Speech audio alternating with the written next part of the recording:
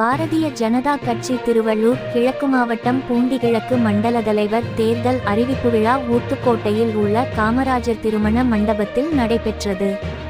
இந்நிகழ்ச்சியில் சிறப்பு விருந்தினர்களாக பாஸ்கரன் மாநில தலைவர் அரசு தொடர்பு பிரிவு எஸ்.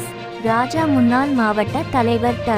பிரேமகுமாரி, மாவட்ட செயலாளர் M.K. சீனிவாசன், மாவட்ட செயலாளர் ஆகியோர் கலந்து கொண்டு பாஜக மாநில தலைமை அறிவுறுத்தலின் படி திருவள்ளூர் கிழக்கு மாவட்டத்தில் உள்ள பூண்டி கிழக்கு ஒன்றியத்திற்கு கே. உதயகுமார் மண்டல் தலைவராக தேர்வு செய்யப்பட்டுள்ளார். இந்நிகழ்ச்சியில் முன்னாள் பூண்டி ஒன்றிய பொதுச் செயலாளர் சி. பரமசிவம் மற்றும் வழக்கறிஞர் லோகேஷ், கேசவன் செல்வம், சக்கரவர்த்தி வசந்த்குமார், பூக்கடை தயாளன் மற்றும் ஏராளமான கட்சி நிர்வாகிகள் கலந்து கொண்டு சால்வை அணிவித்து வாழ்த்து தெரிவித்தனர்.